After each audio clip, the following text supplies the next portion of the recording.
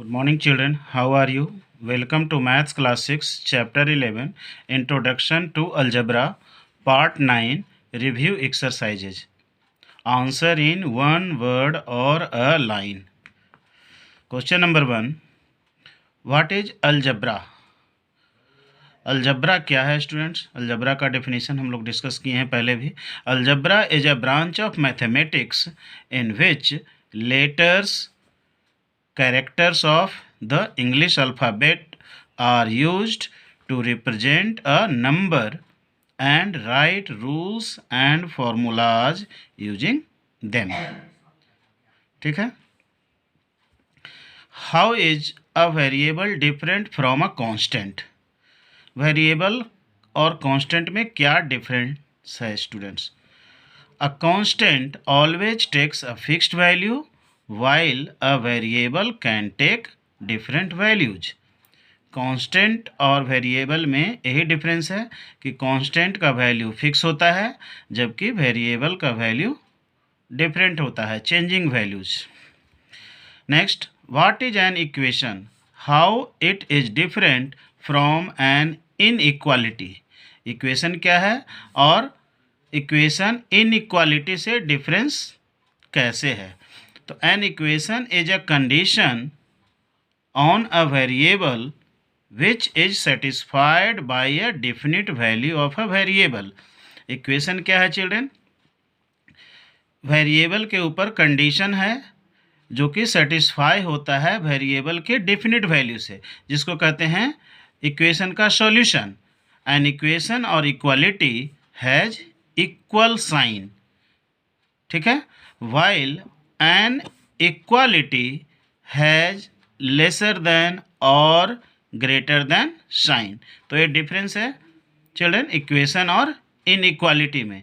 Equation has equal sign, inequality has less than sign और greater than sign. This is inequality. ठीक है. Equation को equality भी बोलते हैं और इक्वालिटी का अपोजिट हो गया इनइक्वालिटी. ठीक है. Next, what do you mean by solution of an equation? Solution of equation क्या होता है चिल्ड्रन? आप जानते हैं सॉल्यूशन ऑफ इक्वेशन क्या होता है? How many solutions does a linear equation have? और लीनियर इक्वेशन का कितना सॉल्यूशन होता है? तो सॉल्यूशन क्या होता है चिल्ड्रन? वेरिएबल का वह वैल्यू जो कि इक्वेशन को सेटिस्फाई करता है उसी को सॉल्यूशन ऑफ इक्वेशन कहते हैं. और एक लीनियर इक्वेशन का कितना सॉल्यूशन होता है children? One and only one solution होता है, क्योंकि वेरिएबल का कोई एक ही वैल्यू जो है इक्वेशन को सेटिस्फाई करता है.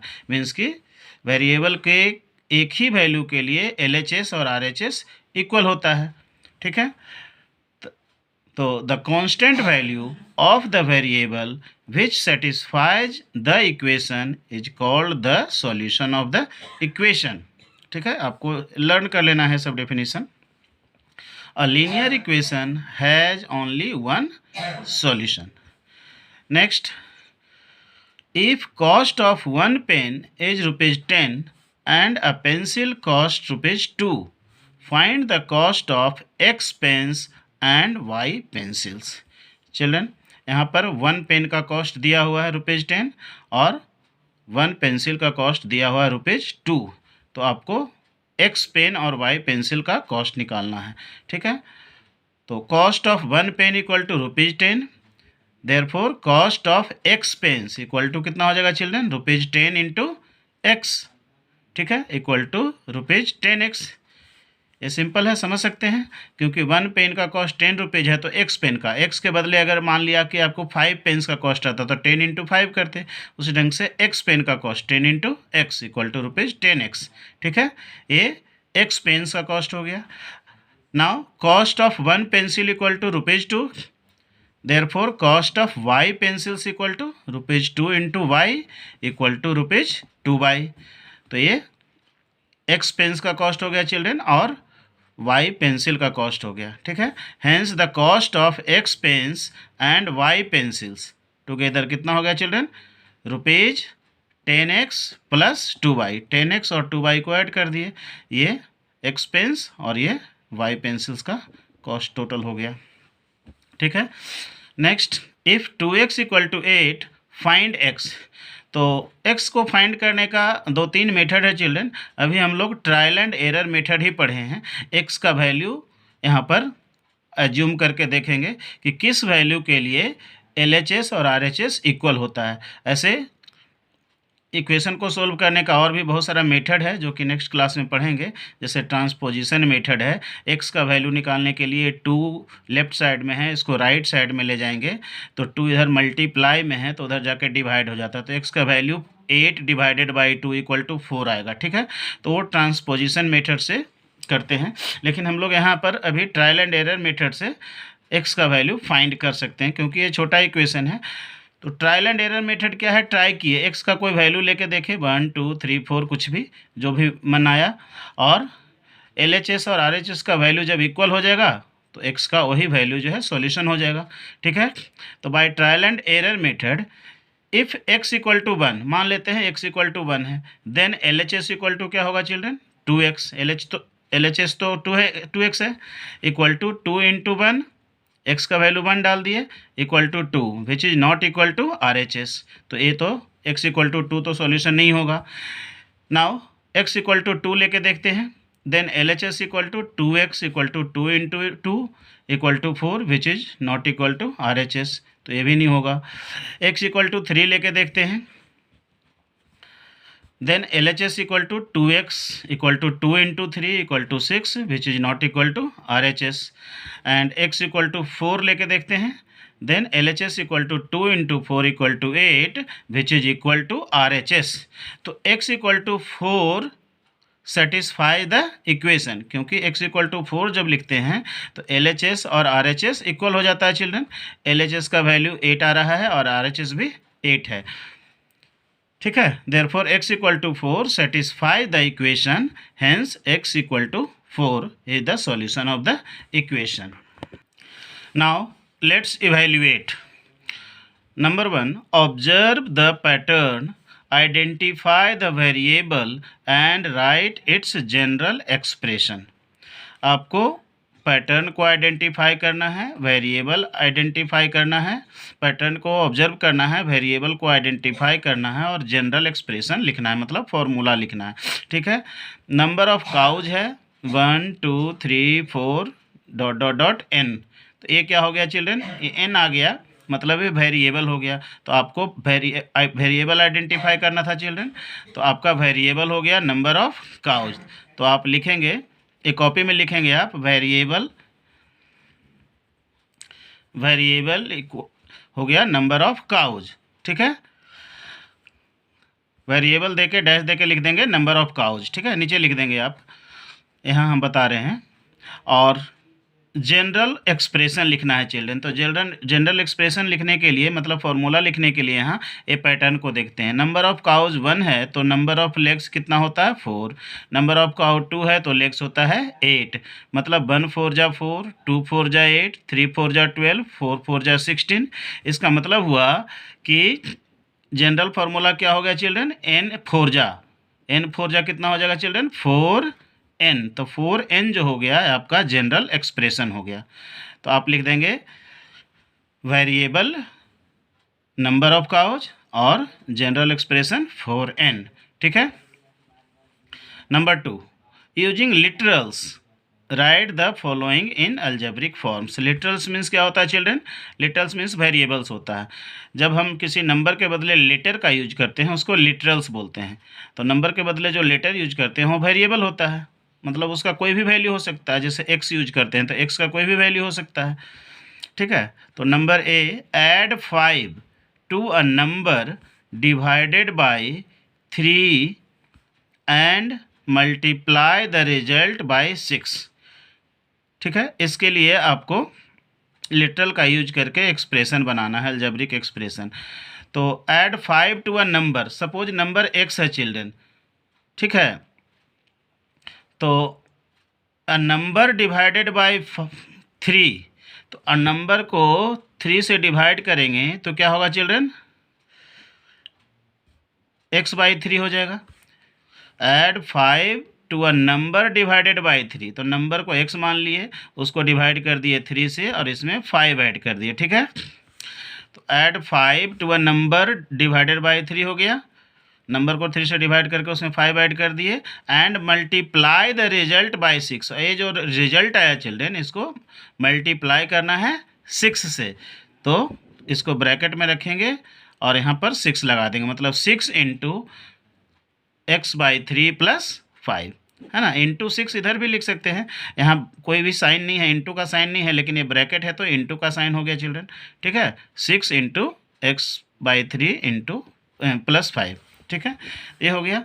तो ध्यान से स्टेटमेंट को पढ़ के अलजेब्रिक एक्सप्रेशन बनाना है, ठीक है। 2/5 of the sum of 3x and -4y, 2/5, तो 2/5 मतलब क्या होता है children, 2/5 of the sum of मतलब क्या होता है, मल्टीप्लाई, तो 2/5 इंटू क्या करना है, सम ऑफ 3 एंड -4y, तो 3 और 4y, 3x और -4y को ऐड करेंगे तो क्या हो जाएगा children,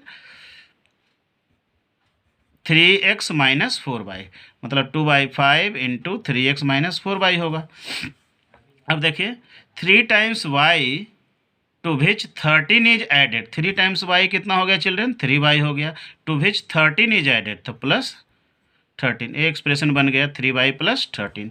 5 times y from which 8 is subtracted, 5 times y क्या होता है children, 5y, from which 8 is subtracted, तो -8, y मल्टीप्लाइड बाई -3, ठीक है, तो कितना हो गया, -3y, then 7 is added to the result, तो +7, ये एक्सप्रेशन बन गया। y मल्टीप्लाइड बाई -5, तो -5y हो गया children, and the result is subtracted from 10, तो -5y को 10 से सब्ट्रैक्ट करना चिल्ड्रन, तो 10 इधर नहीं होगा, आपके 10 लेफ्ट साइड होगा, मतलब ये 10 -5y हो जाएगा, ये -5y तो पहले से है, इसको सब्ट्रैक्ट करना है 10 से, तो 10 -5y इक्वल टू, इसको जब करेंगे चिल्ड्रन तो क्या हो जाएगा, 10 माइनस इंटू माइनस क्या हो जाएगा, +10 + 5y, ये हो गया आपका एक्सप्रेशन, ठीक है। नेक्स्ट देखिए, observe the following patterns, identify the variable and write its general expression. यहाँ पर पैटर्न को ऑब्जर्व कीजिए, 4 8 12, तो क्या है चिल्ड्रन, 4 का मल्टीपल्स है, 4 1 जा 4, 4 2 जा 8, 4 3 जा 12, 4 4 जा 16, 4 5 जा 20, 4 6 जा 24, ठीक है। तो वेरिएबल्स क्या है चिल्ड्रन, यहाँ पर मल्टीपल ऑफ 4 है, वेरिएबल हो गया यहाँ पर, वेरिएबल हो गया मल्टीपल्स ऑफ 4, क्योंकि मल्टीपल्स ऑफ 4 वेरी करेगा, मल्टीपल्स ऑफ 4, क्योंकि फर्स्ट मल्टीपल 4 होता है, सेकंड मल्टीपल 8 हो गया, सिक्स्थ मल्टीपल 24 हो गया, उसी ढंग से 10th मल्टीपल 4 का हो जाएगा 40, तो वेरी करेगा, तो ये वेरिएबल हो गया मल्टीपल्स ऑफ 4, ठीक है। और जनरल एक्सप्रेशन क्या हो गया चिल्ड्रन, 4n, अगर nth मल्टीपल निकालना है 4 का तो 4 × n करेंगे, जैसे 10th मल्टीपल निकालना है तो 4 × 10 40 करेंगे, उसी ढंग से nth मल्टीपल निकालना है तो 4n हो गया, तो 4n हो गया आपका जनरल एक्सप्रेशन, ठीक है। अब देखिए, observe the following pattern of polygons made with matchstick and complete the table, ठीक है। ये मैचस्टिक पैटर्न को देखना है और जनरल फॉर्म लिखना है टेबल को कंप्लीट करके। देखिए 1 2 3 4 5 मैचस्टिक लगा है, अगर 2 बनाए तो क्या हो गया चिल्ड्रन, 1 2 3 4, ये 5 + 4 हो गया, है ना, मतलब कि 4 मैचस्टिक हर बार ऐड हो रहा है और एक एक्स्ट्रा है स्टार्टिंग में, ठीक है। 1 2 3 4 1 2 3 4 1 2 3 4, हर बार 4 4 ऐड हो रहा था, इसके लिए जनरल फॉर्म क्या बनेगा चिल्ड्रन, जनरल फॉर्म बन जाएगा 4n + 1, अगर n ट्राइंगल हो, n पेंटागन होगा तो 4n लगेगा और +1 लगेगा, ठीक है, क्योंकि 4n का मतलब अगर 1 पेंटागन है तो 4 × 1 + 1 5 आ गया, अब 2 है तो 4 × 2 8 और +1 9 लगा, है ना। उसी ढंग से 3 में 4 3 जा 12 + 1 13 लगेगा, इसमें आप देख सकते हैं 13 लगा है, 5 + 4 + 4, तो 4n + 1 ये जनरल फॉर्म हो गया, ठीक है चिल्ड्रन, तो इस टेबल को भर सकते हैं। नंबर ऑफ पॉलीगन 1 तो मैचस्टिक 5, 2 तो 9, हर बार 4 ऐड हो रहा है तो 3 तो कितना हो जाएगा 9 + 4 13, 13 + 4 17, 17 + 4 21, 21 + 4 25। या आप फॉर्मूला भी यूज कर सकते हैं। ठीक है, ओ सॉरी, यहाँ पर 10 है तो 10 4 जा फॉर्मूला था क्या 4n + 1, तो 10 4 जा 40 + 1 41 हो जाएगा, है ना। ये तो 5 है तो लगातार आ रहा है, अब 5 के बाद सीधे जंप कर गए 10, मतलब 10 पेंटागन का पैटर्न बनेगा तो 10 4 जा 40 + 1 41, 20 का बनेगा तो 20 4 जा 80 + 1 81, 25 का बनेगा तो 25 4 जा, है ना 100 + 1 101, और उसी ढंग से n का हो जाएगा 4n + 1। ठीक है, 80 + 1, ये चिल्ड्रन 81 यहाँ भर लीजिएगा, ये 81 हो गया, 80 + 1 के बदले 81 लिख दीजिएगा। ठीक है, उसी ढंग से क्वेश्चन नंबर 5 देखिए, complete the following table by inspection method, find the solution of the equation 2x - 9 = 5। Inspection method से मतलब वही ट्रायल एंड एरर मेथड हो गया चिल्ड्रन। x = 1 तो 2x - 9 = कितना हो जाएगा, x के बदले 1 डालेंगे तो 2 × 1 2 हो गया, 2 - 9 मतलब -7, अगर 2 डालेंगे तो 2 × 2 = 4 -9 मतलब -5, 3 डालेंगे तो 3 × 2 = 6 -9 -3 हो गया। ठीक है, 4 डालेंगे तो 4 × 2 = 8 -9 -1 हो गया। अब 5 डालेंगे तो 5 × 2 = 10 -9 ये 1 हो गया। 6 डालेंगे तो 6 × 2 = 12 -9 3 हो गया। और 7 डालेंगे x के बदले 7 × 2 = 14 -9 5 हो गया। तो इंस्पेक्शन मेथड से टेबल हो गया। अब सॉल्यूशन क्या हुआ चिल्ड्रन, सॉल्यूशन क्या होता है, RHS देखिए 5 है तो जिसमें LHS 5 आए तो 2x - 9 का वैल्यू 5 कब आया है, देखिए जब x = 7 लिए तो 2x - 9 का वैल्यू 5 आया, तो ये ट्रायल एंड एरर मेथड से x = 5 क्या हो गया, x = 7 क्या हो गया, ये सॉल्यूशन हो गया इक्वेशन का। ठीक है, ये सॉल्यूशन हो गया, आप सॉल्यूशन लिख सकते हैं। इक्वेशन का सॉल्यूशन हो गया x = 7। ठीक है, x = 7 लिख देंगे। क्वेश्चन नंबर 6 देखिए, in a classroom there are x rows, if each row has x/3 benches and each bench can accommodate 4 students, find the seating capacity of the classroom.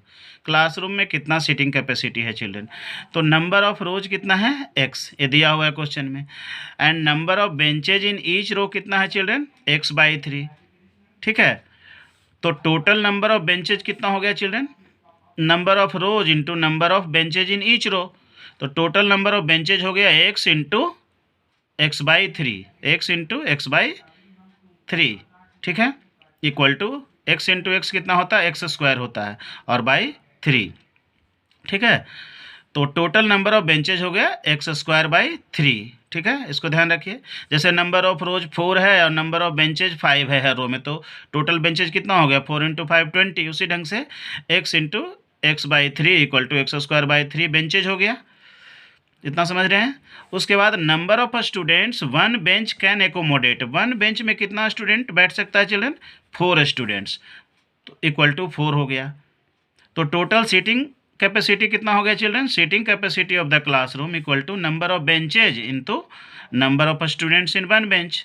1 bench में 4 student बैठता है तो x²/3 benches है total, उसमें कितना student बैठेगा 4 × x²/3 equal to 4 × x² करेंगे तो 4x² हो गया और डिवाइडेड बाई 3, मतलब 4x²/3 स्टूडेंट्स बैठ सकते हैं, एकोमोडेट हो सकते हैं, मतलब सीटिंग कैपेसिटी ए आ गया। ठीक है, क्वेश्चन नंबर 7 देखिए, pick the solution from the value given in the bracket next to the equation so that the other values do not satisfy the equation. तो इसको ट्रायल एंड एरर मेथड से करेंगे children. यहाँ पर 4 values दिया हुआ, यही वैल्यूज को पुट करके देखेंगे इस इक्वेशन में किस वैल्यू के लिए LHS = RHS होता है, वही सॉल्यूशन होता है चिल्ड्रन, और अदर वैल्यूज सेटिस्फाई नहीं करता है इक्वेशन को। जो वैल्यू सेटिस्फाई करता है कोई एक ही वैल्यू सेटिस्फाई करेगा, तो इसमें यही 4 कंडीशन होगा। इफ़ q इक्वल टू 7, पहले 7 लेके देखते हैं, यहाँ q वेरिएबल है। देन LHS इक्वल टू क्या है चिल्ड्रन, q/2, तो LHS equal to q/2 equal to 7/2 which is not equal to RHS, क्योंकि RHS तो 7 है, तो 7/2 और 7 तो इक्वल है नहीं, ठीक है। तो ये तो वैल्यू, ये सॉल्यूशन नहीं होगा। अब इफ़ q इक्वल टू 2 ले लेते हैं, then LHS equal to q/2 equal to 2/2 equal to 1 which is not equal to RHS। If q equal to 10 लेते हैं, then LHS equal to q/2 equal to 10/2 equal to 5 which is not equal to RHS। If q equal to 14, then LHS equal to q/2 equal to 14/2 equal to 7 which is equal to RHS। देखिए q equal to जब 14 लिए तो LHS 7 आ गया और RHS भी 7 है children. Thus q equal to 14 is the solution of the equation and the other value do not satisfy the equation। ये तीनों वैल्यू तो सेटिस्फाई नहीं कर रहा था, LHS RHS इक्वल नहीं आ रहा था, नॉट इक्वल टू, एक ही में आया इक्वल, तो केवल q इक्वल टू 14 ही सेटिस्फाई कर रहा है इक्वेशन को, इसलिए q इक्वल टू 14 सॉल्यूशन हो गया इक्वेशन का, ठीक है। अब देखिए number B, 3x plus 16 equal to 4, values है 3, -3, 4 और -4। If x equal to 3, then LHS equal to 3x plus 16 equal to 3 into 3 plus 16 equal to 9 plus 16 equal to 25 which is not equal to RHS। If x equal to -3, then LHS equal to 3x plus 16, LHS तो हर समय same ही रहेगा, 3x plus 16 equal to 3 into -3 plus 16 equal to -9 plus 16 equal to 7 which is not equal to RHS। If x equal to 4, then LHS equal to 3x plus 16 equal to 3 into 4 plus 16 equal to 12 plus 16 equal to 28 which is not equal to RHS. If x equal to -4, then LHS equal to 3x plus 16 equal to 3 into -4 plus 16 equal to -12 plus 16 equal to 4 which is equal to RHS. ये satisfy कर रहा है children. x equal to -4 जो है equation को satisfy कर रहा है, मतलब LHS और RHS इक्वल हो रहा है क्योंकि RHS 4 है। Thus x equal to -4 is the solution of the equation and other values do not satisfy the equation। ठीक है चिल्ड्रन, तो रिव्यू एक्सरसाइज पूरा खत्म हो गया। नेक्स्ट वीडियो में थिंकिंग स्किल को डिस्कस करेंगे, तो जल्दी से चैनल को सब्सक्राइब करके बेल आइकन प्रेस कर दीजिए ताकि नेक्स्ट वीडियो का नोटिफिकेशन आपको पहले मिल जाए, और वीडियो को ज़्यादा से ज़्यादा शेयर कर दीजिए ताकि ज़्यादा से ज़्यादा स्टूडेंट इसका फ़ायदा उठा सकें। धन्यवाद।